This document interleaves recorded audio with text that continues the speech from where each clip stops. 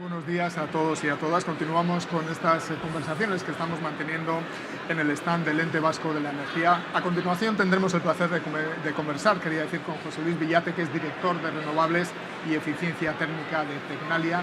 Egunon, buenos días, José Luis. Buenos días, Egunon. Me gustaría en primer lugar que nos hicieras una descripción de cuál es la situación actual en Europa y en el mundo, qué está sucediendo con las aguas poco profundas, con las instalaciones que se están haciendo ahí. Una visión global de lo que está ocurriendo aquí.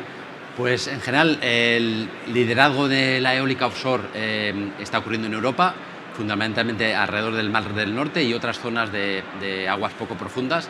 Actualmente hay ya más de 6.000 aerogeneradores instalados en Europa, con tecnología propia, con una cadena de suministro muy potente y con un negocio que va a ir creciendo y con grandes actores participando en este sector. Está habiendo otros actores fuera de Europa, fundamentalmente en China, donde está habiendo un despliegue que ha desbordado incluso lo que se ha instalado en Europa en los últimos años, y muchas empresas están viendo también que puede haber negocio de la eólica offshore en países donde se da la circunstancia de que hay plataforma continental, es decir, que aunque nos alejemos mucho de la costa, las profundidades siguen siendo de 40, 50 metros, que es donde actualmente se están instalando los aerogeneradores marinos. ¿Qué pasa en otros países, como en nuestra costa o en muchos otros países donde no tenemos esa plataforma continental o es muy reducida o impacta con otros usos? Que nos tenemos que ir a aguas profundas. Aguas profundas, estamos hablando de algo más de 50, 60 metros, donde la tecnología actual, que llamamos cimentada, que está fijada al fondo marino, no es viable ni técnicamente ni económicamente. Puede haber una frontera un poco difusa entre los 50, 60 metros, en los que puedan coexistir soluciones flotantes, que son las que utilizamos para aguas profundas, y las soluciones fijas. Pero en cuanto nos vayamos a más del orden de 100 metros, solo las soluciones flotantes van a ser viables técnicamente y esperemos que a medio plazo económicamente también. Y eso es lo que te quería preguntar. ¿Existe nicho de crecimiento en las aguas profundas como las nuestras? ¿Hay margen de crecimiento, margen de que se instalen plataformas, por ejemplo, flotantes? Sí, hay margen, hay muchas oportunidades. Estamos hablando, hay planes, los planes siempre son objetivos que a veces son ambiciosos. Por ejemplo, España tiene un objetivo de instalar 3 gigavatios para 2030 dentro del Plan Nacional de Integrado de Energía y Clima. Portugal habla de 10 gigavatios para 2030. En Portugal se habla de aproximadamente un ritmo de 1,5 gigavatios al año de aquí a 2030.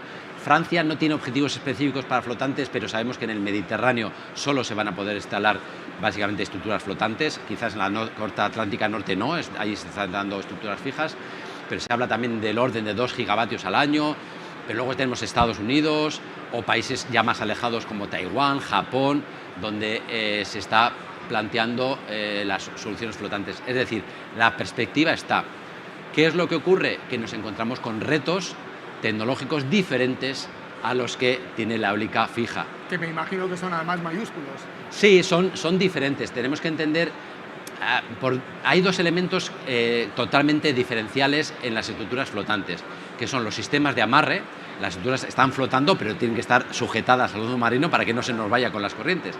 Entonces, esos sistemas de fondo no existen en la industria offshore tradicional, vamos a decir.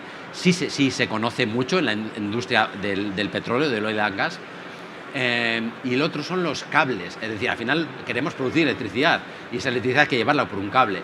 En las estructuras fijas el cable no se mueve, va por el fondo marino y sube, se inserta en la turbina. En las estructuras flotantes tiene que haber un cable que llamamos dinámico porque se mueve con la propia estructura e introduce más incertidumbre de diseño y también de cómo se va a comportar ese cable por fatiga a lo largo del tiempo. Entonces, son dos ejemplos de que la eólica flotante aporta o nos trae retos que no tiene la eólica fija. Otro, por ejemplo, la propia estructura, el flotador, y la transición a cómo se conecta la torre o cómo se inserta la torre del aerogenerador, los temas de control, temas de fatiga, corrosión, esos ya son más comunes a la eólica fija, pero bueno, aparecen muchos retos. Nosotros de Tecnalia conocemos muy bien todos los retos tecnológicos y es lo que queremos aportar a la industria. Ese conocimiento que hemos tenido durante varios años haciendo diseño, incluso poniendo un laboratorio de ensayo que tenemos instalado en la zona de ensayos de BIMEP, que lleva varios años ya en funcionamiento, que lo hemos instalado, tiene fondeo, tiene cable. Toda esa experiencia la queremos llevar a la industria.